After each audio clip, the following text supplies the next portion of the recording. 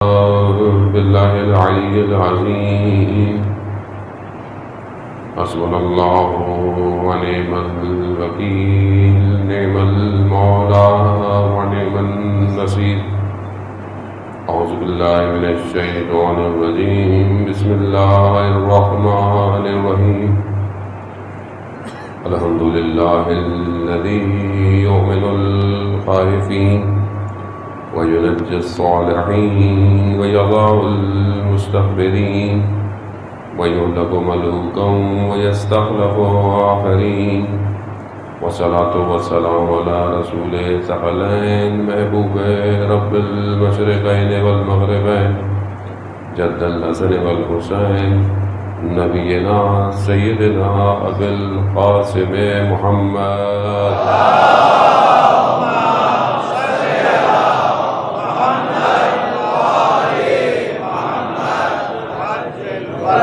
وآله الطيبين الطاهرين المعصومين لا سيما بقية الله في الأرضين روحي وأرواحنا لتراب مقدمة الفداء ولعنة الله على أعدائهم أجمعين بسم الله الرحمن الرحيم رب اشرح لي صدري ويسر لي أمري واحلل عقدة من لساني يفقهوا قولي أما بعد فقد قال رسول الله صلى الله عليه وآله وسلم إن الحسين مصباح الهدى والسفينة النجاة صلوات عليكم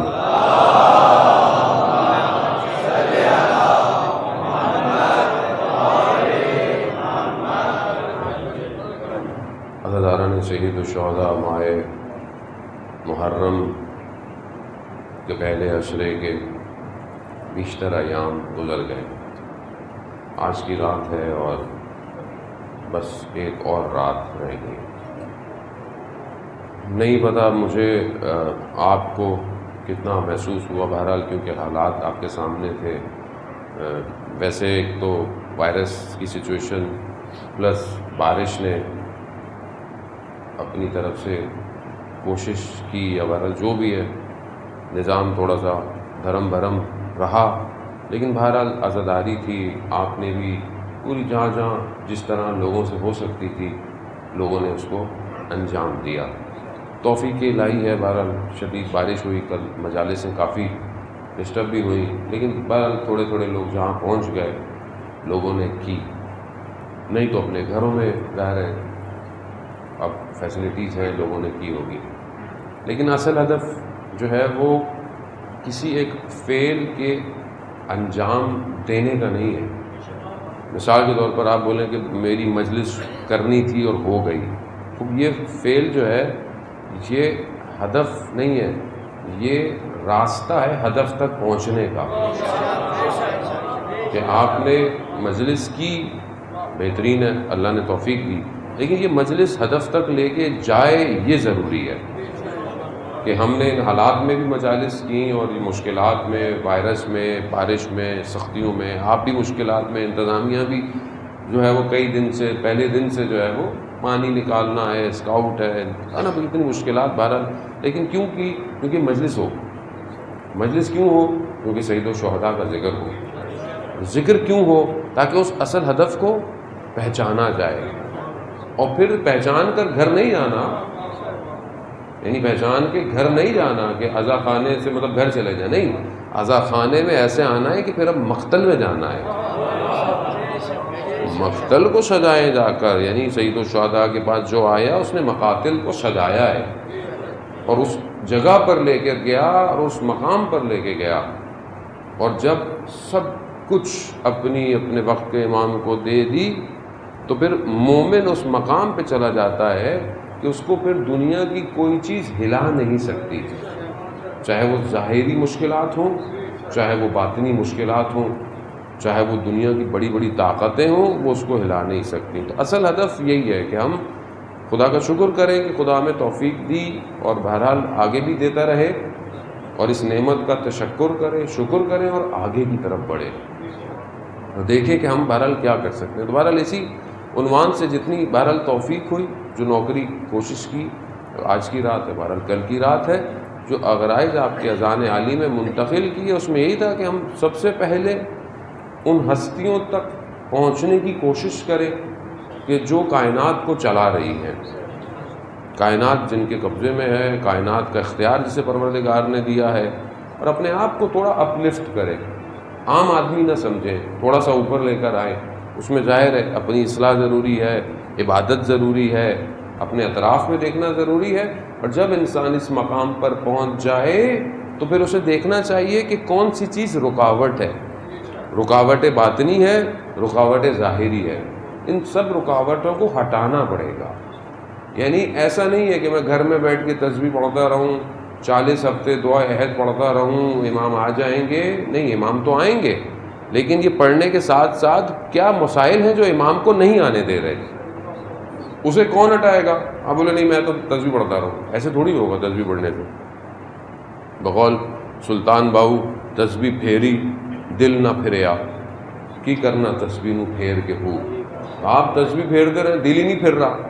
یعنی کوئی ایسا ذکر جو کہ آپ کے اپنے وجود میں تحول پیدا نہیں کر سکتا، وہ ذکر معاشرے میں کیسے تحول پیدا کرے گا؟ ضروری ہے کہ ہم اپنے اذکار کو ظہور بخشیں۔ یعنی واقعاً آپ جب سید الشہداء یا امام کا ذکر کریں تو دنیا وہ جو نظام یزیدیت ہے وہ آپ کے وجود سے خوف کھائے، نہ کہ آدمی ہر جگہ بکتا جائے، گرتا جائے، لڑکھاتا جائے۔ آسان نہیں عزیزان محترم، یعنی دنیا کی کوئی بھی طاقت ہو، کتنی بڑی طاقتیں ہوں، کچھ بھی ہو، بھائی اس کے مقابلے میں جو آئے گا وہ بکھر جائے گا۔ یعنی اتنا آدمی طاقتور ہونا چاہیے۔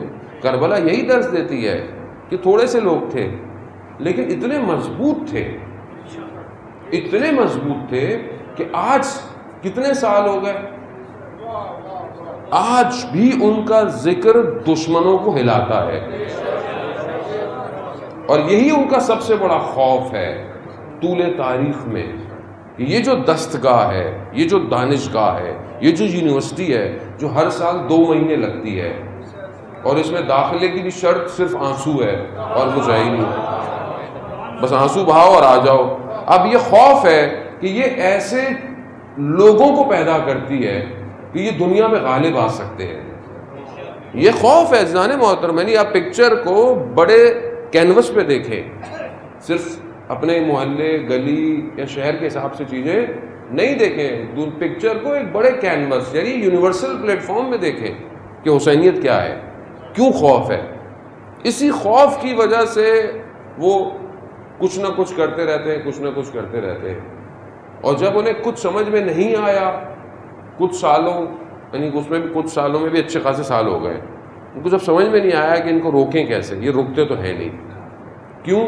کیونکہ یہ جو تشیع ہے یہ ایک پرندہ ہے جس کے 2 پر ہیں، ایک جو ہے وہ سرخ رنگ کا جو حسینیت اور شہادت کا ہے، تو اب ان کو جتنا مارو یہ اتنا سرخ ہوتا ہے، اس کی پرواز جو ہے وہ اور اونچی چلی جاتی ہے، ان کو مرنے کا خوف ہی نہیں ہے۔ دوسرا ان کے پاس جو پر ہے وہ سبز رنگ کا، امید کا، انتظار کا، ظہور کا، جو ان کو گرنے ہی نہیں دے رہا۔ یعنی کچھ بھی ان کو کر لو، ان کو پتا ہے کوئی آنے والا ہے۔ اب یہ جو پرواز ہے یہ اتنی اونچی ہے کہ ان کو کچھ بھی کر لو ان کو کچھ نہیں ہوتا۔ اور یہ جو ڈیفینیشن ہے نا تشیع کی، یہ میں نے خود نہیں کی ہے عزیزان محترم، یہ اسرائیل کا جو اسٹریٹجیکل پلانر ہے نا اس نے کی ہے۔ یہ فوکو یاما کی جو ہے یہ اس نے پلان کیا کہ شیعہ ہے کیا۔ جب انہوں نے انقلاب کو دیکھا، ریولوشن کو، تو انہوں نے بولا کہ یہ کون ہے، یہ کون سا انقلاب ہے، تو اس نے تصویر کھینچی ہے اس کی کہ ان کے یہ 2 پر ہیں، ان کو نہیں روک سکتے ہم، اور اس پرندے کو اگر روکنا ہے پر تو کاٹ ہی نہیں سکتے اس کے، یہ تو اور پرواز کرتا ہے۔ تو کہا پھر اس کو سینے پہ تیر مارو، تو کہا مگر اس نے سینے پہ ایک ذرہ پہنی ہوئی ہے، وہ کہا وہ نظام مرجیت ہے۔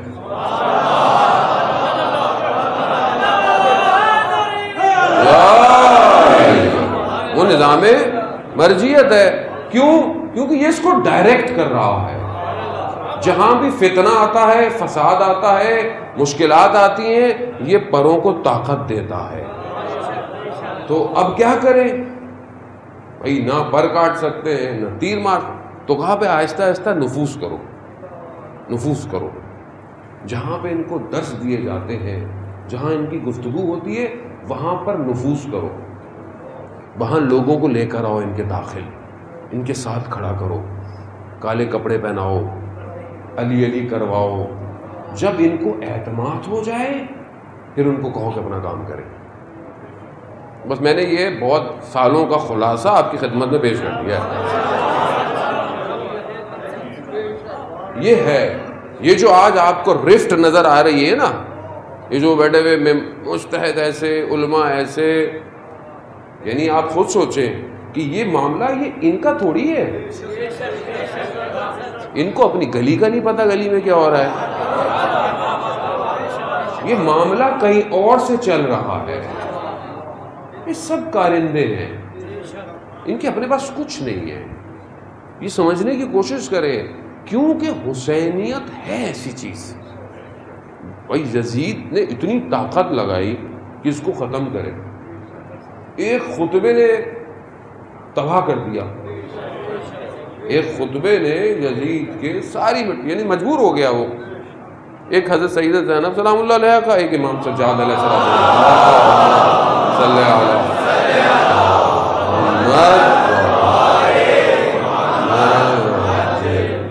اس کو یہی تو گھبراہٹ تھی کہ کیوں اتنی اذانیں ہوئیں شام میں کہ یہ خاموش ہوں، یہ آواز دبے، تو یہی تو چاہتا ہے وہ، یہ ممبر سے آواز دب جائے، یہ ان کو جگائے نہیں، بس ان کو واہ واہ کراؤ یہ گھر چلے جائیں، مگر مولا کے فضائل کو تو ہم جتنے بھی بیان کریں وہ کم ہے، کہ جس کے لیے خود رسول یہ فرما رہے ہوں کہ علی اللہ کو میرے اور آپ کے سوا کوئی نہیں جانتا، مجھے آپ کے اور اللہ کے سوا کوئی نہیں جانتا، اور علی آپ کو میرے اور اللہ کے سوا کوئی نہیں جانتا۔ تو اب آپ جتنے اللہ اکبر یا رسول اللہ،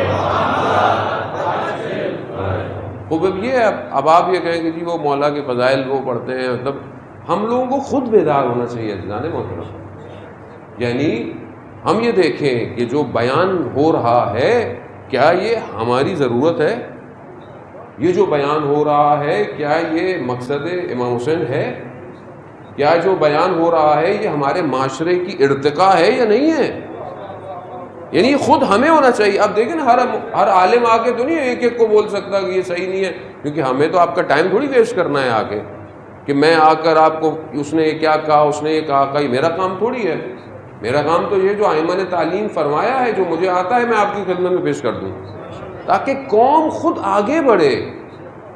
اور یہ جو سسٹم ہے اسی سے دشمن گھبراتا ہے کہ ان ممبروں پر بیدار کرنے والے نہ آئیں، قوم سوتی رہے، قوم کو سلائے رکھو۔ اب یہ بات ہم اکثر میں کہتا ہوں تو بعض لوگوں کو بری لگ جاتی ہے، بولوں گے بھائی بات حقیقت یہی ہے کہ ہم کب تک آیت اللہ بہبانی فرماتے ہیں، آیت اللہ شمس الدین نقل کرتے ہیں بات ان سے، آیت اللہ بہبانی سے، کہ میں اکثر یہ خدا کی بارگاہ میں ایک عجیب سا گلا، پروردگار اتنے لوگ ہیں، امام زمانہ آتے کیوں نہیں ہیں، امام زمانہ آتے کیوں نہیں؟ کہا میں زیارت پہ گیا کربلا اور حرم میں مشرف ہوا، اور وہاں بھی میں نے زیارت کی، دعا کی، اور وہاں بھی میرے اندر یہی کہ امام کیوں نہیں آتے؟ کہتا ہے امام نے تشرف کر دیا، وقت کے امام نے تشرف کر دیا، آ گئے مجھے، اور اچانک سے میرے آگے سے پردے ہٹائے سارے، جو لوگ حرم میں کھڑے ہوئے تھے دعائیں کر رہے تھے پردہ ہٹا دیا۔ اب دعائیں کیا ہو رہی ہے؟ ارے حرم میں سید الشہداء میں لوگ کھڑے ہوئے ہیں، اب شخص تو دیکھے کہ اتنے سارے تو ہیں 300 1300 پتہ نہیں کم ہے، یہ تو لاکھوں۔ تو جب پردہ ہٹا تو دیکھا کہ کوئی شخص یہ دعا مانگ رہا ہے مولا مجھے اولاد دے دے، کوئی شخص یہ دعا مانگ رہا ہے مولا مجھے نوکری دے دے، کوئی مجھے شادی کرا دے، کوئی میرے گھر ہو جائے، یہ دعا ہے، یہ دعا ہے۔ حتیٰ قبے کے نیچے جہاں دعا مستجاب ہوتی ہے، تو امام خود فرماتے ہیں آیت اللہ بہبہانی سے، دیکھو یہ وہ جگہ ہے جہاں دعا مستجاب ہوتی ہے، میرے ظہور کی کوئی دعا نہیں مانگ رہا۔ عزیزان محترم، یہ آج جمعے کا دن تھا، گزر گیا متوقع ظہور کا دن۔ کتنا میں پریشان ہوا، میں نے وقت کے امام کی زیارت پڑھی آج جو جمعے کے دن پڑھی جاتی ہے، میں نے دعائے نطبہ کھولی، تو جب میں کچھ نہیں کر رہا تو میں دوسروں سے کیا توقع رکھوں؟ کیسے امام آئیں گے؟ عزیزان محترم، یہ معاملہ دنیا کا کب سمٹے گا، کب سمیٹا جائے گا؟ یا ہم بھی بس ایسے ٹھیک ہے نارمل زندگی گزارے اور گھر چلے جائیں، لیکن کربلا یہ درس تھوڑی دیتی ہے کہ تم گھر چلے جاؤ۔ کربلا تو کہتی ہے آؤ، جاؤ گے نہیں یہاں سے، یہاں پہ جو آیا ہے وہ اپنے بدنوں کو دفنانے آیا ہے۔ زندہ ہم رکھیں گے، وہ کہتے ہیں تمہیں ایسا رکھیں گے کہ دنیا یاد رکھے گی، لیکن آؤ تو صحیح، اپنے وجود کو لے کر آؤ امام کے پاس۔ تو عزیزان محترم، بہرحال اسی ذیل میں ہمیں ہوشیار رہنا چاہیے۔ محرم ہے، ماہ محرم میں فتنوں سے ہوشیار رہیں۔ ابھی تو بارش نے سارے فتنوں کو بھی دبایا ہوا ہے، آج کل اوپر والے نے بھی بڑا نظام چلایا ہوا ہے اپنا کہ زیادہ لوگوں کو حرجی نہ ہو۔ ابھی فارورڈ میسج بھی، وہ گاڑیاں ڈوبی ہوئی ہیں، پانی بہہ رہا ہے، یہی ہو رہے ہیں۔ یہ نہیں ہوتا تو یہ قوم پھر کوئی نہ کوئی فتنے میں ہو جاتی۔ تو یہ بہت خیال رکھیں، ہر چیز کو فارورڈ نہیں کریں۔ سوشل میڈیا، جسے میں نے کل بھی آپ کی خدمت میں بیان کیا، آج جنگ سوشل میڈیا کی ہے۔ آج کا ہتھیار تبدیل ہو چکا ہے، اب ہتھیار کچھ اور ہے۔ اس ہتھیار کو چلانا بھی تو آنا چاہیے، ہر آدمی تھوڑی چلا سکتا ہے۔ ٹویٹر ہینڈل کیسے کرنا ہے، یوٹیوب پہ کیا اپلوڈ کرنا ہے، کیسے کرنا ہے، فارورڈ کیا چیز کرنی ہے، کیا چیز نہیں کرنی ہے۔ فارورڈ اکثر لوگ کرتے ہیں، میں کہتے ہیں اس کو آپ نہیں بھیجیں لوگوں کو، مناسب نہیں ہے۔ نہیں مولانا، ہم بتانا چاہ رہے تھے، وہ ایک دوسرے کو بتانے کے چکر میں بات پھیل جاتی ہے۔ اگر آپ کو لگتی ہے کوئی چیز خلاف ہے تشیع کے یا کسی بھی چیز کے، آپ اس کو وہیں دبا دیں، اس چیز کو اڑنے ہی نہ دیں، فساد ہی نہیں ہوگا، فتنہ ہی نہیں ہوگا۔ بھائی آپس میں اختلاف بھی تو ہمارے ایسی وجہ سے ہے نا، ایک نے کچھ کہہ دیا، دوسرے نے کچھ کہہ دیا، اب ہم اس کو چلائے جاتے ہیں۔ نہیں چلائیں آپ، اگر کسی نے کہہ دیا تو کہہ دیا، چھوڑ دیں، کوئی بات نہیں، جانے دیں بات کو، آگے بڑھیں۔ اکثر گروپ میں انسان دیکھ رہا ہوتا ہے، عجیب گفتگو ہو رہی ہے، خاص طور پہ محرم میں۔ ایک میں مجبور ہو گیا، مجھے آج بولنا پڑ گیا، میں نے کہا یار امام حسین اپنے جوان علی اکبر کو لے کے کربلا آئے ہوئے، اپنے بھائی کے بازوؤں کو قلم کرانے کربلا آئے، اور آپ کن باتوں میں لگے ہوئے ہیں؟ انگلی تک تو ہم نے کٹوائی نہیں اسلام کی خاطر آج تک، اور ٹھیکیدار ہم دین کے ایسے بنتے ہیں جیسے ہم سے بڑا کوئی ہے ہی نہیں۔ سمجھنے کی کوشش کریں عزیزان محترم۔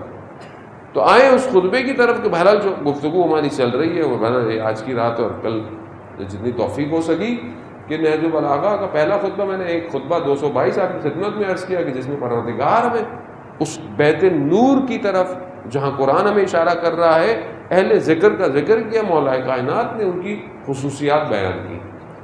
پھر دوبارہ میں نے ایک اور خطبہ جو خطبہ قاصے ہے جس کے اندر پروردگار کی عزت اور کبریائی کا ذکر ہے، مولا متقیان خدا کی عزت اور کبریائی کا ذکر کر رہے ہیں، اور اس عزت اور کبریائی میں پروردگار نے ایسا کیا ہے کہ اس میں کوئی داخل نہیں ہو سکتا۔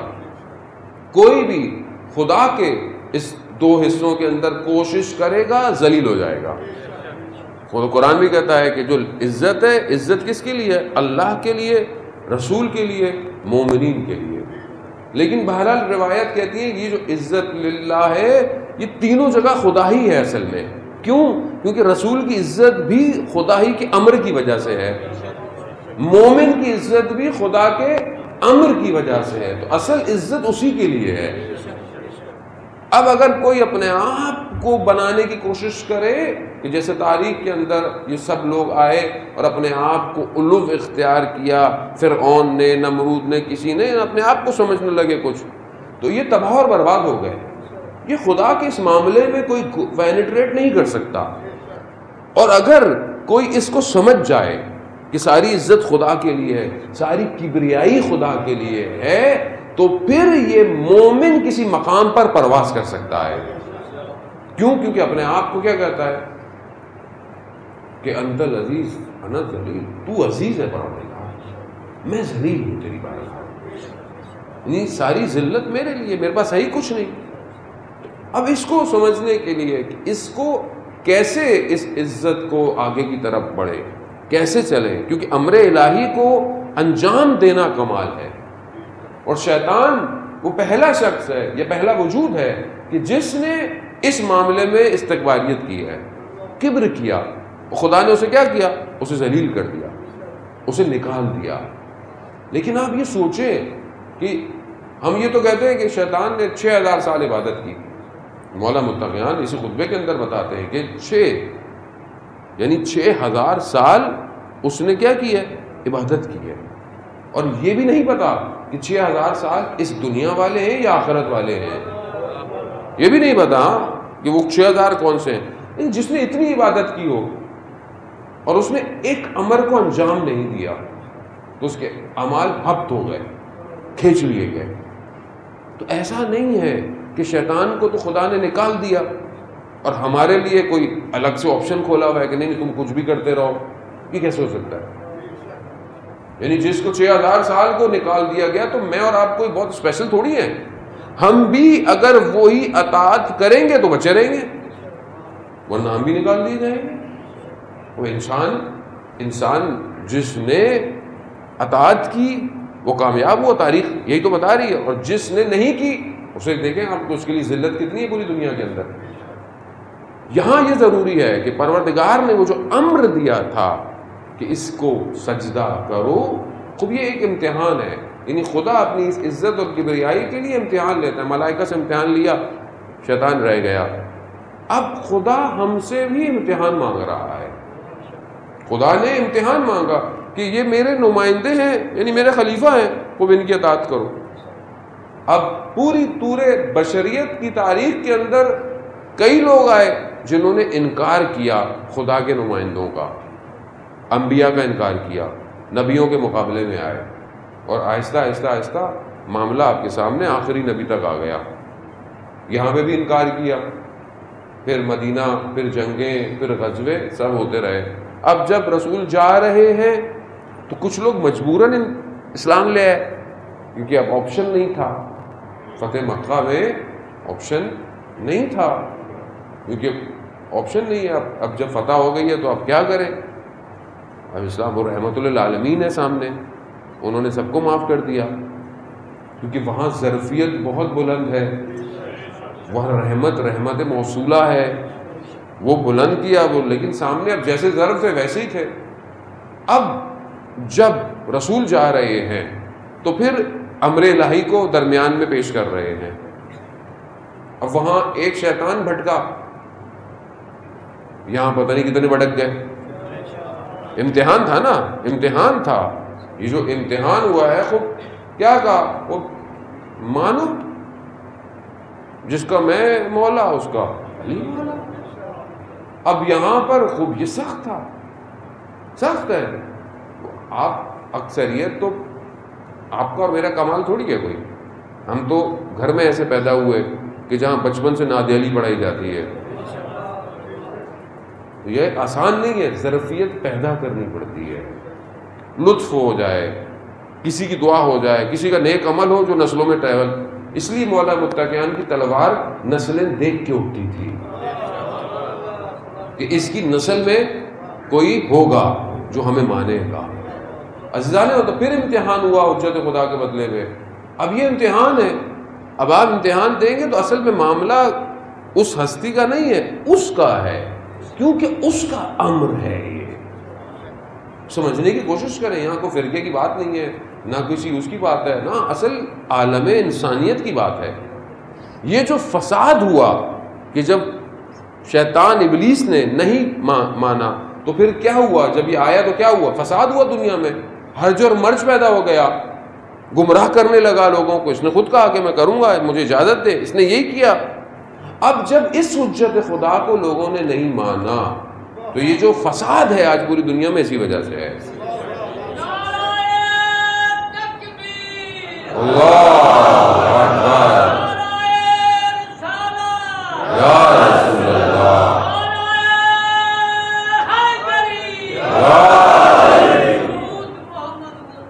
اللہم صلی علی محمد۔ اب یہ جو آج پوری دنیا میں عزیزان محترم فساد ہے، اسی وجہ سے ہے۔ اگر ولایت علی ابن طالب کو مان لیا جاتا آج دنیا میں مشکل ہونی ہی نہیں تھی۔ مشکل اسی لیے ہے، اور ماننا بھی صحیح ماننا ہے، ایسا نہیں کہ بس میں مانتے تو اس وقت مولا کو۔ اپنے بھی لوگ تھے بہت سارے جو جنگوں میں امام کے بجائے سامنے والوں کی باتوں میں دھوکہ کھا گئے، ایسے بھی تو لوگ تھے۔ صحیح ماننا مہم ہے ولایت کو، کیوں؟ کیونکہ امر الہی ہے، اور آپ اگر امر الہی میں کامیاب ہو گئے تو خدا آپ کو دنیا اور آخرت دونوں عطا کر دیتا ہے۔ اس کے لیے مسئلہ نہیں ہے عزیزان محترم، بس اس نے بنایا سسٹم ایسے ہی ہے، امتحان لیتا ہے۔ اب ان کے جانے کے بعد بہرحال مراحل بڑھتے کربلا میں آئے، پوری امت کا امتحان ہوا۔ کربلا اپنے ٹائم میں ولی خدا، حجت خدا، کربلا میں پوری امت کا امتحان ہوا۔ کچھ لوگ بہرحال حوادث کی وجہ سے، کچھ قید و بند کی وجہ سے، کچھ کسی بھی وجہ سے حاضر نہیں ہو پائے۔ کوئی بھی وجوہات ہو سکتی ہے، کوئی بھی مشکل ہو سکتی ہے، ہر کوئی حاضر نہیں ہو پایا امام کی خدمت میں، لیکن جو لوگ حاضر ہوئے وہ کامیاب ہو گئے۔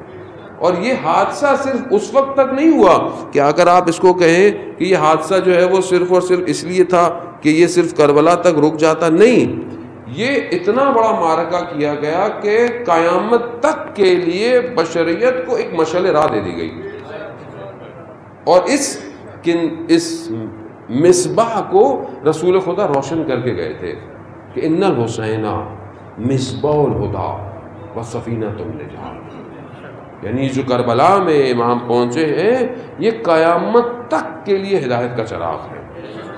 اب جب بھی ظلمت پھیلے گی، اندھیرا آئے گا، اندھیرا کون سا؟ وہ لائٹ چلی جائے گی؟ نہیں، جہالت، غفلت، طاغوت، جتنا بھی اندھیرا انسانیت کو گمراہ کرنے کی کوشش کرے گا، حسینیت کا چراغ روشن رہے گا، اور جو سمجھ گیا، جو اس نے اپنے آپ کو روشن کر لیا، وہ کامیاب ہو جائے گا۔ اب یہ ٹائم گزرتا گیا، اور آج ہم اس صدی میں آ گئے۔ آج ہمارا امتحان کس سے ہے؟ ظاہر ہے ایسا تو نہیں ہے کہ ان کے امتحان ہوئے ہمارے امتحان نہیں ہوں گے، ایسا تو نہیں ہے۔ اب بولے بھائی، وہ لوگ بھی بولیں گے پروردگار کاش ہم بھی آخری زمانے میں پیدا ہو جاتے، کم از کم کچھ تو ہماری بھی بچت ہو جاتی، کہ ہمارے سامنے غدیر نہیں ہوتا تو ہم بھی ہوتے، کاش ہم ہوتے تو بچ جاتے۔ تو ابھی امتحان سب سے سخت ہے۔ جو روایات ہیں اس زمانے کی وہ بہت سخت ہے، جو ائمہ ہمیں برواتے ہیں اس زمانے میں تم اتنے غربال ہوگے، یعنی اتنا تمہیں اٹھا اور پٹخا جائے گا کہ تم میں سے خالص ڈھونڈے جائیں گے۔ یعنی ابھی جو امتحان ہے، ابھی امتحان بہت سخت ہے، بہت سخت ہے۔ یہ امتحان ہے کہ حجت خدا غیب کے پردے میں ہے، آپ کے سامنے حاضر نہیں ہے، لیکن کیا حدیث ہے امام جعفر صادق علیہ السلام، اللہم صلی علی محمد، امام فرماتے ہیں رحم اللہ، یعنی خدا رحمت کرے ہمارے شیعوں پر۔ کیا ہے؟ کہا کہ یہ ہماری وجہ سے اذیت میں ہے، ہماری وجہ سے، کیونکہ ہمیں مانتے ہیں، ہماری اطاعت، ہماری وجہ سے یہ اذیت میں ہے، ہم ان کی وجہ سے اذیت میں نہیں آئے، یہ ہماری وجہ سے اذیت میں، خدا ان پر رحمت نازل کرے۔ اور یہ ہمارے شیعہ حدیث بہت طولانی ہے، یہ ہم پر جب ہماری خوشیوں میں خوش ہوتے ہیں، ہمارے غموں میں غمگار ہوتے ہیں، یہ ہم پر گریہ کرتے ہیں، یہ ہم پر گریہ کرتے ہیں، پروردگار تو ان کو بہشت میں داخل کر، یہ امام ہمارے لیے دعا کر رہے ہیں خدا کی بات. یا نثارت الحسین، یا نثارت الحسین، لبیک یا مہدی، لبیک یا مہدی، لبیک یا مہدی. اللہم صلی علی محمد وآل محمد. عزیزان محترم، ہم جس ٹائم زون میں ہیں ہم بہت شدید امتحان کے اندر ہیں. کیوں؟ کیونکہ ظہور کا وقت معین نہیں ہے، کبھی بھی ہو سکتا ہے. نہ میں یہ کہہ سکتا ہوں کہ صبح ہوگا، نہ میں یہ کہہ سکتا ہوں کہ رات کو ہوگا، کبھی بھی ہو سکتا ہے. اور جب کبھی بھی ہو سکتا ہے تو پھر ہر وقت تیار رہنا ہے، ہر وقت تیار رہنا ہے. اب اگر جس وقت ظہور ہو کہ انشاءاللہ جلدی ہو، اور میں یہ سوچ رہا ہوں کہ ابھی بہت ٹائم ہے، اور خدا نہ خواستہ میں غفلت میں ہوا اور ظہور ہو گیا، تو ساری زندگی جو محنت کی تھی تو گئی، وہ تو گئی. عزیزان محترم، ہم اتنے سخت ہیں کہ روایات کہتی ہے کہ شیشے کو توڑ دیا جائے، شیشے کو چکنا چور کر دیا جائے نا، شیشہ جڑ سکتا ہے، لیکن جو آخری زمانے میں امتحان ہوگا نا وہ اتنا سخت ہوگا جیسے ایسا ٹوٹے گا انسان کہ جوڑنا مشکل ہو جائے گا. یعنی ہم اس کو سنجیدہ لیں عزیزان محترم. یعنی یہ درس واقعاً یہی ایک راستہ ہے جو بچا سکتا ہے، اور کوئی راستہ نہیں ہے حسینیت کا. اگر امام نے قبول کر لیا تو امام ہمیں کھینچ لیں گے. یعنی ہماری زندگیاں بدل سکتی ہیں، یہ ہمیں ڈیسائیڈ خود کرنا ہے. اب آپ کو انگلی پکڑ کے زبردستی کوئی نہیں لے کے جا سکتا، کوئی بھی نہیں لے کے جا سکتا. اگر یہ زبردستی لے کے جاتا تو پروردگار یہ پورا سسٹم ڈیزائن ہی نہیں کرتا، ایسے ہی بھیج دیتا سب کو ایسے ہی بھیج دیتا جنت میں. ضرورت ہی کیا تھی؟ کیا ضرورت تھی دون بنانے کی؟ ویسے ہی چلے جاؤ. نہیں، عہد لیا اس عالم زر میں، بھیج دیا. یہاں آئے ہم بھول گئے، فراموش کروا دیا. اب فراموش کو یاد دلانے کے لیے نمائندے بھیجے اپنے. اب جس نے جتنا اچھا یاد کیا اتنی اس نے وفا کی عہد سے، اور جس نے نہیں کی اس نے اس عہد کو توڑ دیا، اور جس نے عہد توڑ دیا وہ فاسق ہو گیا، اور جو فاسق ہو گیا، فسق ہو گیا، وہ پھر برباد ہے، اور وہ پھر خدا کے مقابلے میں ہے.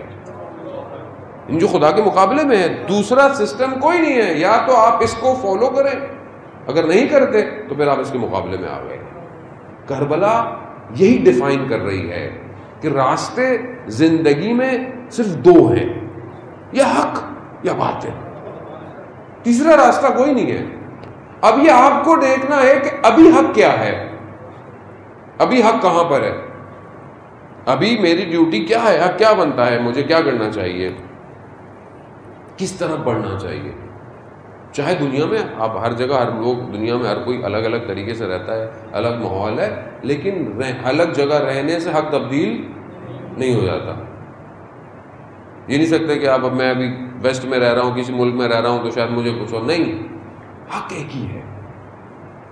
اور یہ جو حق ہے یہ قربانی مانگتا ہے، یہ قیمت مانگتا ہے. حق کے بدلے سولی چڑھا دیا، لوگوں نے میرا مرتبہ کتنا بڑھا دیا. سولی چڑھایا جائے گا، کیوں؟ کیونکہ تاریخ گواہ ہے، جس نے حق کہا اس کو لٹکا دیا گیا. لیکن کب تک لٹکائیں گے؟ اگر آپ ان جن سولیوں پہ چڑھایا جاتا ہے انہی کو توڑ دیں، یہ تو طاقت چاہیے. پھر تو طاقت کا توازن کب ہاتھ میں آئے گا؟ کب ہاتھ میں آئے گا طاقت کا توازن؟ یعنی استعمار، استکبار، فرعونیت جو پوری دنیا میں ہے. پہلے صرف ایک مصر تھا اور ایک فرعون تھا، وہ کہتا تھا کہ میں رب ہوں، یعنی میں جس کو دل چاہے ماروں، میں جس کو دل چاہے زندان میں ڈالوں، میں کچھ کو. فرعون اپنے اندر الوہیت رکھتا تھا، مانتا نہیں تھا کسی کو اپنے علاوہ پروردگار، یعنی ہو ہی نہیں سکتا جو میں چاہوں وہ کروں. لیکن کیا کیا خدا نے؟ اسی کے گھر میں موسیٰ کی پرورش کی. وہ جو بچوں کو مار رہا تھا وہی بچہ گھر میں آ کے پرورش کروا رہا ہے. یہ ہے خدا کی اسٹریٹجی. یعنی سمجھنے کی کوشش کریں قرآن صرف اس لیے نہیں ہے کہ مردے کو ثواب کے لیے بخش دیں آپ. عبرت لے قرآن سے. قرآن یہ کہہ رہا ہے کہ اتنا جو اپنے آپ کو طاقتور سمجھتا تھا, اتنا اس کا سسٹم اسٹرانگ تھا کہ پورے علاقے میں جہاں جہاں بچہ ہونا ہے سب اس کو پتا تھا, سب کو مار رہا ہے کہ اس کا سسٹم ڈسٹرب نہ ہو. لیکن اسی کے گھر میں پروردگار نے حضرت موسیٰ کی پرورش کی. یہ خدا کا سسٹم ہے. خدا کہہ رہا ہے کہ اگر تم مجھ پر توکل کرو گے تو پھر تمہیں دنیا کوئی کچھ نہیں کہہ سکتی اس بارے میں. تو اب ہم یہ دیکھیں کہ ابھی اس ٹائم زون کے اندر فرعون کیا ہے. اب فرعون کوئی ایک ملک نہیں ہے, اب چھوٹے چھوٹے مصر ہیں سارے, اور ہر جگہ فرعون ہے. یہ جو ویسٹرنائزیشن ہے, یہ جو آپ سیکولرزم, کیپٹلزم, سوشلزم, کمیونزم, یہ سب اس کی شکلیں ہیں, اور یہی شکلیں الگ الگ اب سب فرعون ہیں. یعنی یہاں تک کہ یہ نظام اتنا اندر آ گیا ہے کہ ہر شخص خود بھی فرعون بن گیا ہے. یعنی ہم اپنی زندگی میں دیکھیں کیا ہے. فرعون کیا تھا؟ میں صحیح ہوں سب غلط ہے. ہم اپنی زندگی میں کیا کرتے ہیں؟ میں اچھا ہوں سب فارغ ہے. مطلب میں نہیں خدا نخواستہ کوئی آپ یہ کہے کہ میں نے آپ کو خدا نخواستہ فرعون کہہ دیا. میں اس آئیڈیالوجی کی بات کر رہا ہوں. یعنی اس آئیڈیالوجی کو دیکھیں, کیا میں صحیح ہوں باقی سب غلط ہے. یہ چیز اتنی کر دی ہے ہر طریقے سے اس ماڈرن ورلڈ کے اندر, برانڈنگ کے ذریعے, لباس کے ذریعے, لائف سٹائل کے ذریعے, زندگی گزارنے کے ذریعے سے, یا آپ ہر چیز دیکھتے رہے میڈیا کے اندر, وہ ایسی ہے. یعنی اس سسٹم کو گھروں تک پہنچا دیا ہے. ہر گھر بھی اپنے خاندان میں ہی سمجھتا ہے میں سب سے اچھا ہوں. ہر خاتون بھی سمجھتی ہے میں اچھی ہوں, سب برے ہیں. یعنی بہت کم ہوتا ہے کہ کوئی بیٹھ کے کسی کی تعریف کر رہا ہو. نہیں, حقیقت ہے یہ. یا اگر کسی کی تعریف کی جائے تو کوئی برداشت کر جائے. کامن سی بات ہے یہ ہمارے اپنے گھروں زندگی میں ہو رہی ہوتی ہے. یعنی میں اچھا ہوں, مولوی اپنے حساب سے, میں مولوی سب سے اچھا ہوں, میں سب سے اچھی مجلس پڑھتا ہوں, میرے اچھا ہو یا ہی نہیں. کیا ہے یہ؟ اپنے لیے تھوڑی پڑھ رہے ہو بھائی, اللہ کے لیے پڑھ رہے ہو. یہ منبر ایسا خطرناک ہے کہ یہ چاہے تو لوگوں کو خدا کی طرف لے جائے, چاہے تو اپنی طرف لے آئے. خطرناک ہے یہ بہت زیادہ. یعنی یہاں پر یہ دیکھنا ہے کہ سسٹم اتنا پینیٹریٹ کر دیا, اس کو توڑے گا کون؟ کیا چیز توڑے گی اسے؟ کیا نکلے باہر کہ یہ سب ایک ہو جائیں؟ کیوں؟ قرآن کہہ رہا ہے کہ تم اللہ کی رسی کو مضبوطی سے تھامو. حبل اللہ کو جو تھامنے کے لیے قرآن ہمیں کہہ رہا ہے, وہ کیوں کہہ رہا ہے؟ اور یہ نہیں کہہ رہا کہ اکیلے تھامو, کہا جمیعاً مل کر تھامو, ولا تفرقوا, اور تفرقہ ایجاد نہ کرو. یعنی اس کا مطلب ہے کہ کمیونٹی, قوم, امت مل کر خدا کی طرف بڑھنے کے لیے ہے. ورنہ اسلام جو ہے وہ ایک غار حرا میں رسول خدا بیٹھے رہتے, نیچے آنے کی ضرورت ہی نہیں تھی. بھائی جبرائیل آ رہے ہیں, حضرت خدیجہ سلام اللہ علیہ کھانا لے کر آ رہی ہیں, اس سے بہتر جگہ کیا عبادت کی؟ مگر کہا نہیں, اترو ان عرب بدوؤں کو, ان جاہلوں کو کہ جو اریاں طواف کرتے تھے کعبہ کا, ان کو اسلام سکھاؤ. کیوں اپنے آپ کو معرض خطر میں ڈالا خدا کے نبیوں نے؟ کیوں؟ کیونکہ اسلام اجتماعی دین ہے, اجتماع سے تشکیل ہوتا ہے. آپ اچھے ہوں, گھر میں اچھا ہوں, مجھے اس سے کیا دنیا میں کچھ بھی ہوتا رہے, مجھے اس سے کیا محلے میں کچھ ہو, شہر میں کچھ ہو, برائی پھیلے, ہمیں اس سے کیا ملک میں کچھ بھی ہوتا رہے, ہمیں اس سے کیا فرق پڑتا ہے؟ شراب کھلے عام بکے, نشے کھلے عام بکے, ہمیں کیا فرق پڑتا ہے؟ میرا بیٹا تھوڑی نشے کرتا ہے, مجھ سے کیا مجھ سے کیا معاشرے میں بے حیائی برائی پھیل رہی ہے, مجھ سے کیا فرق پڑتا ہے؟ ہونے دیں. آج آپ کو اگر یہ جلتی ہوئی آگ نظر نہیں آ رہی, یا آپ یہ خوش ہو رہے ہیں کہ یہ آگ کسی اور کے گھر میں ہے, کل یہ آگ آپ کے گھر میں بھی لگے گی, تو روکنا پڑے گا آپ کو. اور آپ کے ذہن میں کیا تصور ہے کہ جب امام تشریف لائیں گے تو آپ اس طرح کے ماحول کے ساتھ امام کے پاس جائیں گے؟ آپ یہ تو کہیں گے کہ مولا پاکستان آئیے، کہیں گے کہ نہیں کہیں گے؟ مولا کراچی بھی آئیے تو بولیں گے یہ بند کراؤ. اب بند کرائیں گے آپ؟ کون بند کرے گا ان ساری چیزوں کو؟ کوئی تو بند کرائے گا. تو اس کے لیے ابھی سے کچھ کرنا پڑے گا آپ کو. طاقت کا توازن اپنے ہاتھ میں لینا پڑے گا کائنات کا. یہ الٹیمیٹ گول ہے حسینیت کا. اب چاہے کسی کو برا لگے کسی کو اچھا لگے، خواب دکھانے میں کم از کم منبر پہ نہیں آتا جب تک اس قابل نہیں ہوں گے کہ امام کی سیکیورٹی کر سکیں. جب تک امام نہیں آئیں گے. اب آپ بولیں گے امام کی ہم سیکیورٹی کریں، امام کو کیا ضرورت ہے سیکیورٹی کی؟ وہ بھائی سیکیورٹی نہیں کر سکے لوگ تو ایک امام 14 سال زندان میں رہا ہے، ایک امام 11 سال سے غیبت کے پردے میں. کیوں غیبت کے پردے میں؟ کہ مگر امام نہیں چاہتے کہ وہ آئیں. گریا کرتے ہیں امام، اکیلے ہیں امام، صبح شام اپنے جد پر گریا کرتے ہیں، اپنی جد کے جلے ہوئے دروازے کا انتظار کر رہے ہیں کب آؤں گا میں. اس قابل ہوں گے امام کو بلائیں. اپنی زندگی میں اتنا مصروف ہوں میں امام کو کہاں بلاؤں؟ عزیزان محترم اس قابل کرنا پڑے گا. اپنے آپ کو تیار کریں ایسا قوم، ایک ایسا ملک، حیثیت. اس میں سنی شیعہ کی بات ہی نہیں ہے. اصل حتیٰ مسیح کرسچن جو ہیں وہ بھی امام کا انتظار کر رہے ہیں.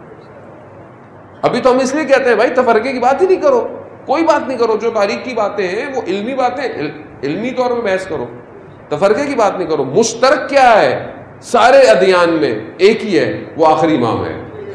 سارے دین ریلیجن ایک شخص کا انتظار کر رہے ہیں. اب چاہے وہ اہل سنت کا فرقہ ہو، چاہے وہ اہل تشیع ہو، چاہے وہ زرتشت ہوں، چاہے وہ کرسچن ہوں، چاہے وہ یہودی ہوں، کچھ بھی ہوں، امام کا انتظار کر رہے ہیں.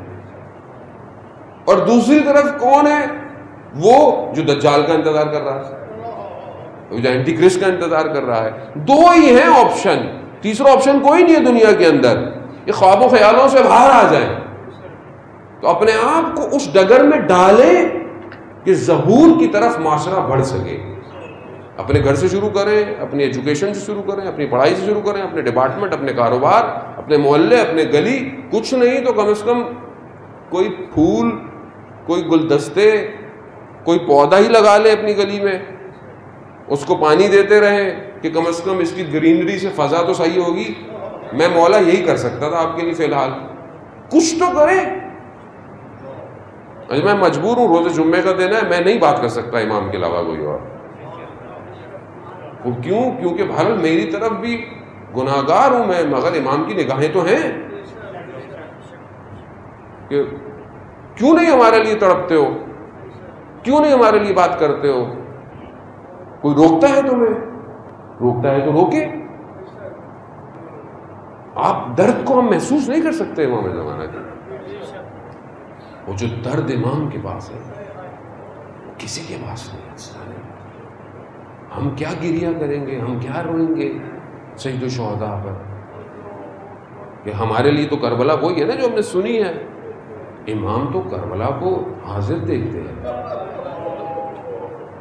امام تو زیارت نائیہ میں جب امام بتاتے ہیں، بیان کرتے ہیں گھوڑوں کا خیموں، گھوڑے کا، اس گھوڑے کا آخری وقت میں خیموں کے پاس آنا. یعنی امام کو بھی غم ہے سب سے زیادہ حضرت زینب کا. امام کو بھی سب سے زیادہ اپنی پھوپھی کا غم ہے. یعنی یہ آسان ہمارے لیے آسان ہے، آسان ہے کسی کے لیے کہ جن کو روشنیوں نے نہ صحیح طرح دیکھا ہو اور وہ بازاروں میں چلی جائیں. تو سادات کے لیے تو سب سے بڑا غم ہے اہل حرم کے لیے. عزیزان محترم اس غم کا مداوا کب ہوگا؟ کب میں بولوں مولا میں آ گیا ہوں، میں تیار ہوں، میرے بچے تیار ہیں مولا، میرے ماں باپ بے ابی انتا و امی روحی لکل فدا، میرے ماں باپ آپ پر فدا ہوں باپ، یہی تو ہے.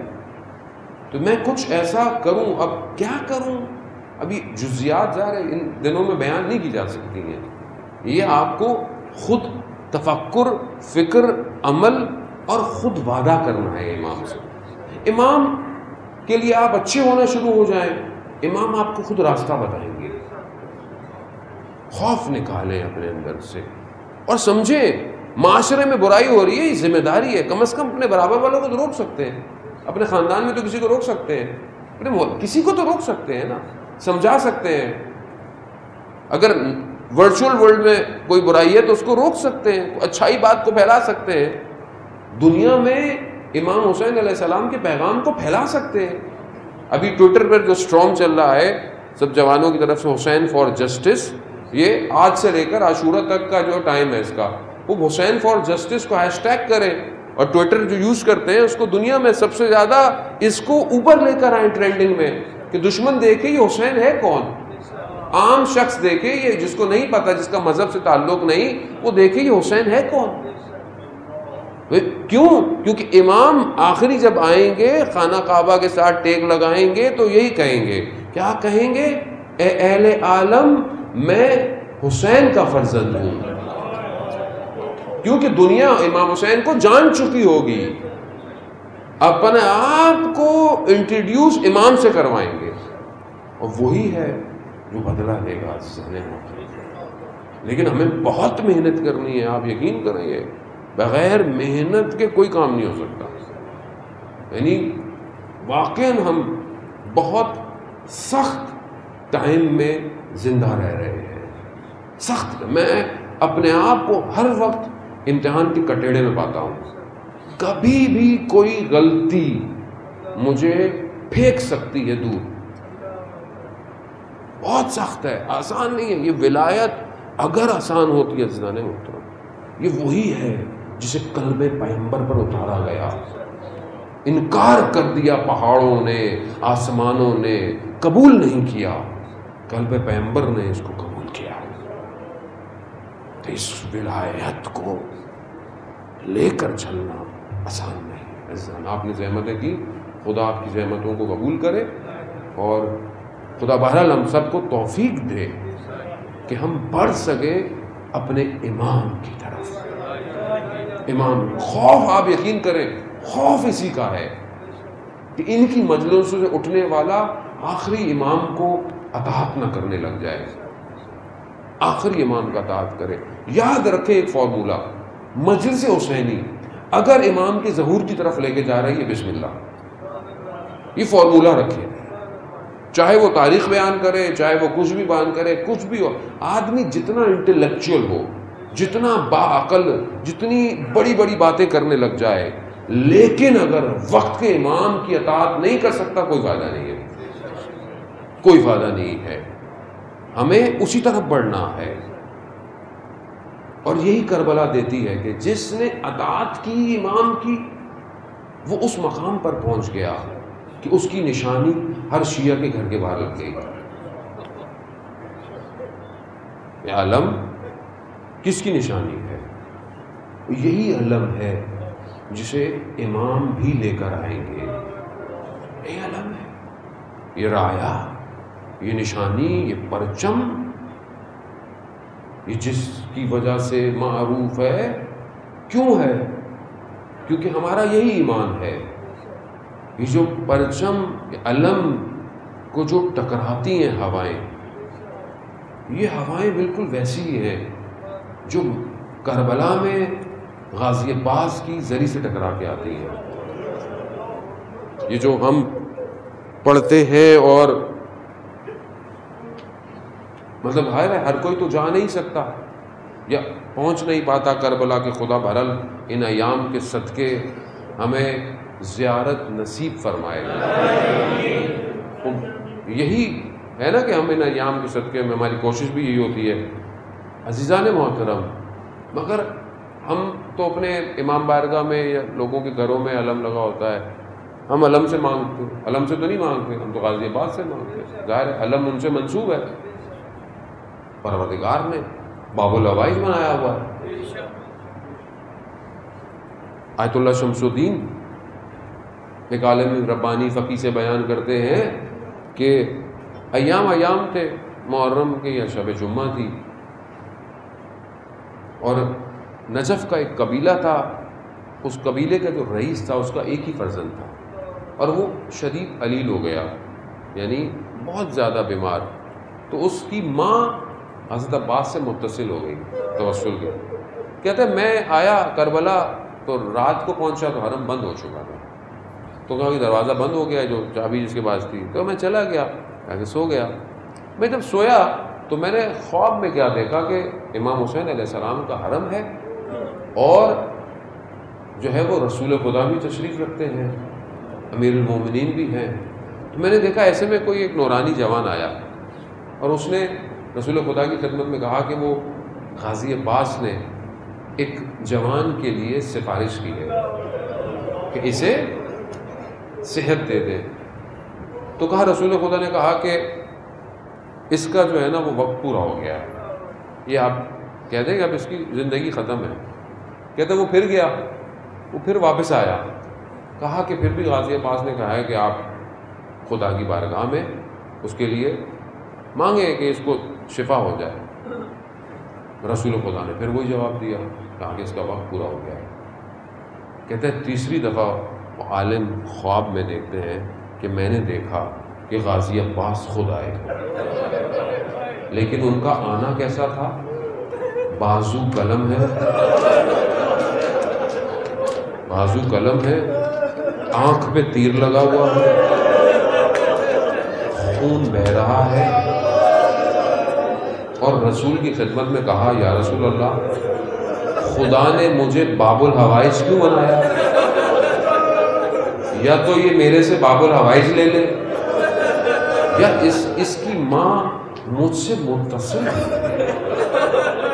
جب یہ رسول خدا کا دیکھنا تھا تو کہا علی میں خدا کی بارگاہ میں دعا کرتا ہوں آپ آمین کہیے گا۔ یہی ہوا، اور وہ پھر چلے گئے۔ اب یہ کہتے ہیں میں بیدار ہوا، میں حرم گیا، حرم والا جو بند تھا، صبح کا ٹائم تھا، میں نے کہا حرم میں کوئی ہے اندر؟ کہاں ایک ماں ہے جو بیٹھی ہوئی رات سے مانگ رہی ہے۔ کہہ رہے میں نے کہا دروازہ کھولو مجھے جانے تو میں گیا تو میں نے اس خاتون سے کہا جاؤ غازی عباس نے بچے کو شفا دے دیا۔ باب الحوائج ہے جانے ہوتے ہیں، جب ہم متصل ہوتے ہیں تو یہ علم نہیں ہے، یہ ہوائیں ہیں جو کربلا سے پیغام کو لاتی ہیں۔ اسی لیے آپ دیکھیں کہ بڑے بڑے لوگوں کو، خاص طور پہ ایسے لوگ کہ میں خود اپنی زندگی میں گواہ ہوں، تجربات ہیں کہ دوسرے فرقے کے لوگ تھے لیکن غازی عباس سے متصل ہوئے، خدا نے ان کو اولاد عطا کر دی، اور ویسے بھی ان کے ہاں سے کوئی خالی ہاتھ واپس نہیں جاتا۔ عزیزان محترم، مقام غازی عباس کا وقت نہیں ہے کہ ہم اس کو میں بہت زیادہ بیان کروں، لیکن اتنا ہے کہ جو علی علیہ السلام علم غیب رکھتے تھے، علم غیب رکھتے تھے کہ خدا نے غیب عطا کیا ہوا تھا، اس سب کے باوجود انہوں نے اپنے بھائی سے کہا کہ میری ایسے خاندان میں شادی کراؤ کہ جس سے فرزند پیدا ہو وہ شجاع ہو اور کربلا میں حسین کا ساتھ دے سکے۔ یہ امام حسین علیہ السلام کے لیے متولد کیا گیا۔ یہ ہر وقت امام کے گرد جو ہے وہ بچپن سے یہ گھوم رہا ہے عباس، یہ ہے اطاعت۔ اگر غازی عباس سے آج ہم کچھ مانگنا چاہتے ہیں تو یاد رکھیں، علماء بیان کرتے ہیں کہ غازی عباس کے مصائب وہ ہیں کہ جس میں امام زمانہ تشریف لاتے ہیں۔ آج جمعے کا دن بھی ہے اتفاقاً، اور غازی عباس کے تو ہم اپنے وقت امام سے گزارش کر سکتے ہیں، ہمارا مولا ہم خطاکار ہیں، ہم گناہگار ہیں، اگر میری تو اوقات نہیں ہے، نہ میری زبان میں اتنی تاثیر ہے، لیکن بہرحال آپ کے چچا کا غم ہے، آئیے ہم بھی غازی عباس سے متصل ہوں۔ آج کیا مانگے کہ جس طرح آپ نے اپنے وقت کے امام کی اطاعت کی تھی، ہمیں بھی ہمارے وقت کی امام کی اطاعت عطا کر دے۔ یہ وفا، ہم بھی باوفا ہوں، ہم بھی ایثار کریں، ہم بھی قربانی کریں، ہمارے بھی بازو کٹیں اپنے امام کے لیے۔ ہاں عزیزان محترم، ہم یہ غازی عباس ہیں ایسے۔ آیت اللہ شمس الدین بیان کرتے ہیں کہ میں تہران میں یہی تاسوعہ عاشورہ یعنی شام غریبہ تھی اور میں مجلس پڑھنے جا رہا تھا، تو مجھے وہاں کہا کہ یہ کوئی ارمانی ہے یعنی مسیح ہے، رومانیہ کا رہنے والا ہے، یہ آپ سے ملنا چاہتا ہے مجلس سے پہلے برا۔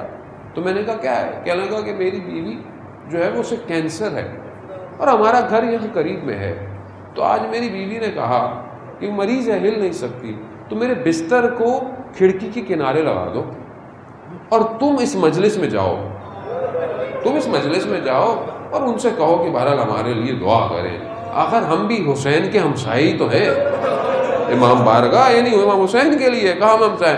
کہتے ہیں میں یہ آپ کی خدمت میں، تو وہ عالم دین کہتے ہیں میں نے اس سے بولا کہ بہرحال تم یہیں رہو، مجلس آج عباس کی ہے، تو تم حضرت عباس سے متصل ہو تو میں باقی دعا کروں گا۔ کہا میں نے مجلس پڑھی اور میں نے اس میں کہا سب لوگوں کا کہ بہرحال اس کا مذہب کوئی اور ہے لیکن یہ متصل ہونے آیا ہے، یہ مانگنے آیا ہے۔ تو ہم غازی عباس باب العوائش کو کہتے ہیں کہ اس کی جو خواہش ہے، اس کی جو زوجہ اسے شفا دے، کہہ رہا ہے وہ اس نے بھی اپنے سر کو ممبر سے رکھا اور گریہ کرنے لگا۔ کہا یہی ہوا کہ وہ دن گزرا، وہ دوسرے دن آیا، کہا کہ میری زوجہ کو شفا مل گئی۔ یعنی کہاں کہاں شفا دے رہے ہیں۔ یا غازی عباس کچھ نہیں مانگتا، میں آپ سے کچھ نہیں مانگتا، آپ باب الحوائج ہیں، حاجت ایک ہی ہے، اس سال حاجت ایک ہی ہے، کربلا 40 میں زیارت کروا دیں، اور کچھ نہیں چاہیے، بولو کچھ نہیں چاہیے۔ کربلا سے دور رہا نہیں جاتا، نہیں رہا جاتا۔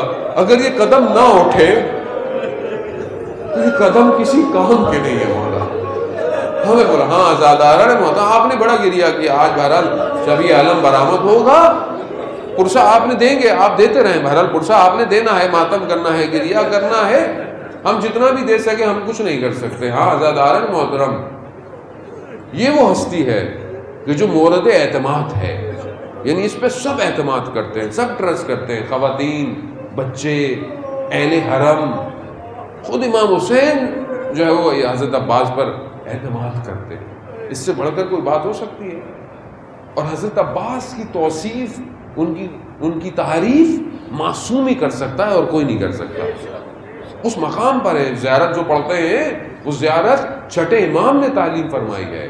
خود انسان کامل جب یہ کہہ رہا ہو السلام علیکہ یا عبد صالح، کیا مقام ہے حضرت عباس کا؟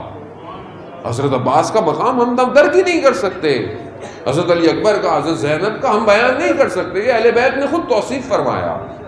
آزادارہ محترم، روز عاشورہ آ گئی، سب ایک ایک کر کے جا رہے ہیں، آخر میں کون رہ گیا؟ امام حسین رہ گئے اور لشکر کا سردار رہ گیا، لشکر کا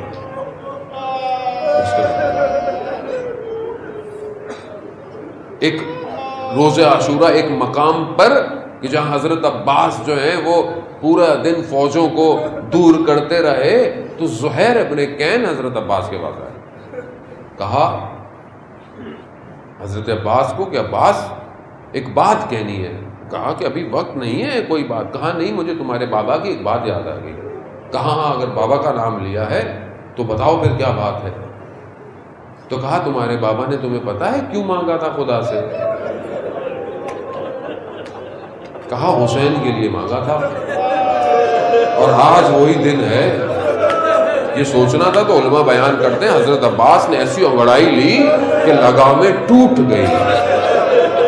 علی کا فرزند ہے نا، علی کا فرزند ہے۔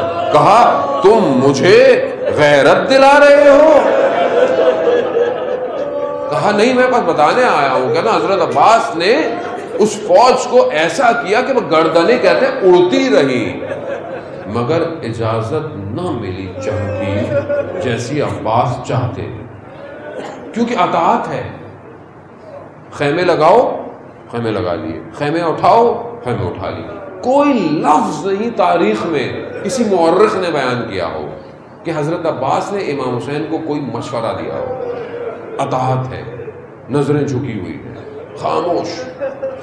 جب سب ختم ہو گیا تو آئے مولا کی خدمت میں. مولا اجازت دی. مولا تم لشکر کے سردار ہو، علمدار. ہم مولا لشکر کہاں؟ اجرکم اللہ. گریہ کیجیے. ظاہر ہے بہرحال یہ پرسہ آسان نہیں ہے حضرت عباس کا. یہ تو اس بچی سے پوچھیں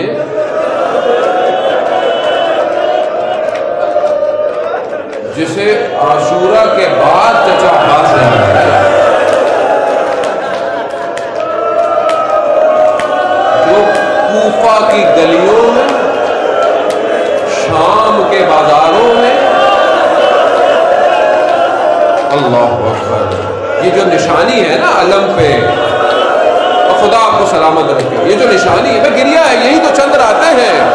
بچا کیا ہمارے پاس؟ یہ آج سی رات ہے، کل کی رات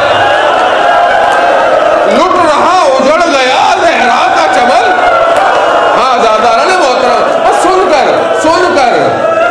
کر گریہ کیجیے گا. کوئی جلدی نہیں ہے، آرام سے لائیں. دل بھر کر کچھ رو تو دے ہم لوگ. ہاں زادارہ نے محترم یہ گریہ کی راتیں ہیں. اکیلے بیٹھ کر بھی گریہ کیجیے گا. ہاں زادارہ نے محترم یہ تو اس بچی سے پوچھیں، یا میں یوں کہوں اس بہنوں سے پوچھیں جنہیں یہ کبھی سوچا ہی نہیں تھا کہ عباس کے ہوتے ہوئے ہاتھوں میں رسیاں بندھے گی. اللہ آزادار. اجازت نہیں مل رہی عباس کو اجازت نہیں مل رہی. اب کیا کرے؟ یہی بچی ہے آئی. چچا عباس، بچے چھوٹے چھوٹے ہیں نا، کربلا میں بچوں کی تعداد اچھی خاصی ہے. چھوٹے چھوٹے بچے ہیں. چچا عباس، اب بچی کو چچا پہ بڑا ناز ہے، بچوں کو پیاس ہے. آئی چچا کے پاس، چچا پانی، بچوں کے لیے پانی. کہا بابا سے اجازت لے دو. بہرحال علماء بیان فرماتے ہیں کہ بچی آئی اپنے بابا کے پاس اور کہا کہ پانی کی اجازت دے دے. حال دل ہے کہ امام نے فرمایا ہوگا کہ تمہیں شاید اپنے چھوٹے بھائی کے لیے پانی چاہیے، لیکن میرا بھائی گیا تو واپس نہیں آئے گا. ہاں زادارہ نے موت. لیکن بہرحال اجازت مل گئی. پانی لانے کی ملی سے پانی لے آئیے. جنگ نہیں، پانی کی اجازت ہے. علامہ ذیشان حیدر جوادی اللہ مقامہ فرماتے تھے کہ جس خیمے میں یہ مسکیزیں رکھے جاتے تھے نا، پانی تو نہیں ہے یہاں پہ، بھی پانی تو ہے نہیں، لیکن ان مشکیزیں رکھنے کی وجہ سے وہ جو جگہ تھی نا وہ کسی وقت نم رہی ہوگی وہ کسی وقت. صلوات بھیج دے محمد وعلی اللہم صلی علی محمد وہ جگہ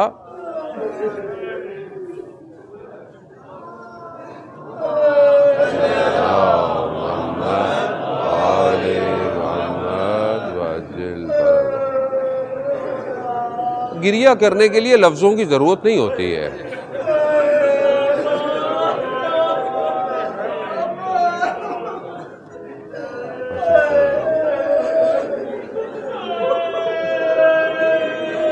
بھئی یہی تصور کر لیں ایسا ہی اندھیرا ہوگا،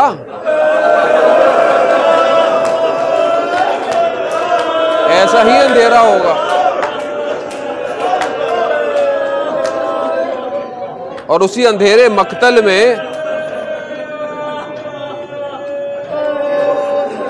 یعنی یہی تصور کر لیں ہاں عزاداران محترم،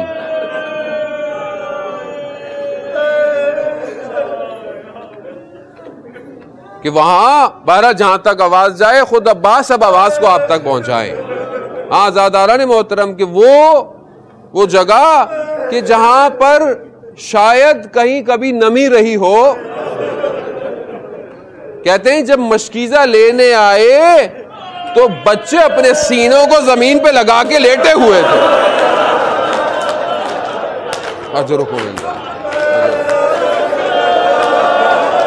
بھائی ہمیں تو پانی مل جاتا ہے نا، ہمیں تو سبیلیں لگی ہوئی ہیں، لیکن وہاں پانی نہیں تھا. وہ مشکیزہ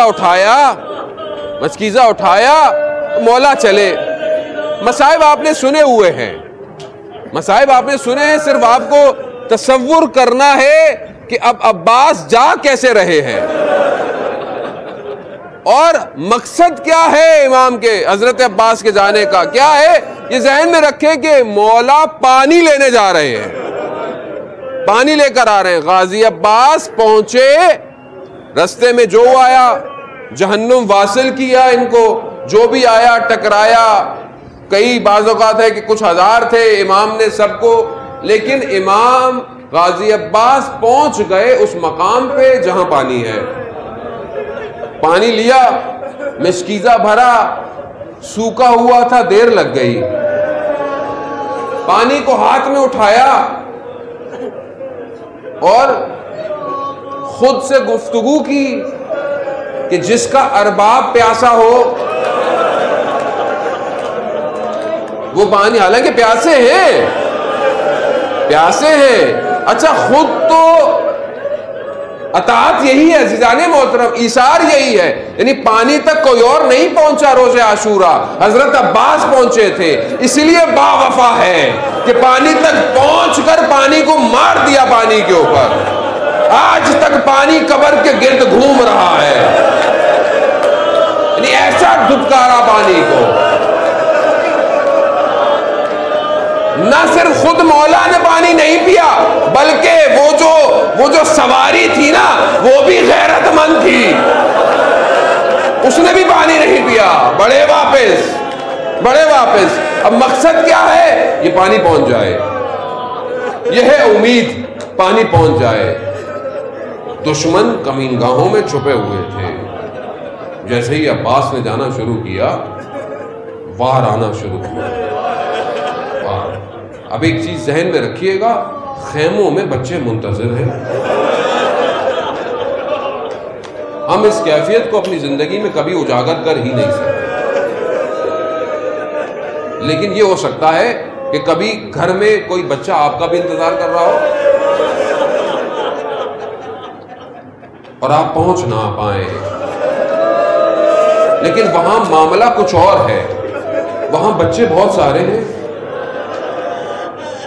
اور جو سب سے زیادہ فخر ہے وہ سکینہ کو ہے، اور نگاہیں علم کے اوپر ہیں. علم آ رہا ہے، یہ نگاہیں ہیں. ہاں اس کو اپنے ذہن میں رکھیں. اب میرے مولا آگے بڑھے. اب روکنے کی کوششیں کی گئیں، وار تلواریں چلیں، دایاں بازو شہید ہو گیا، بایاں بازو شہید ہو گیا. اب مشکیزے کو اپنے پورے وجود میں دبا لیا. مقاتل کہتے ہیں کہ اٹھ کر عباس خیموں کا راستہ دیکھ رہے ہیں کہ کتنا فاصلہ رہ گیا ہے. کتنا فاصلہ. امید کیا ہے؟ یہ ہے دشمن کا ہم نے ساری کوششیں کر لی، عباس کو روک نہیں پا رہے. کیا چیز ہے جو عباس کو لے کر جا رہی ہے؟ کہا یہ مشکیزہ ہے جو عباس کو لے کر جا رہا ہے. کہا تیر کھینچا، مشکیزے پر لگا، پانی بہا، عباس کی امیدیں تمام، گھوڑے کو موڑ لیا. یہ با وفا بغیر پانی کے نہیں جائے گا. تیر آیا، آنکھ پہ لگا، ابھی تیر نکالنا تھا، کیسے نکالے؟ ہاتھ نہیں ہے، گھٹنوں سے نکالنا، گرز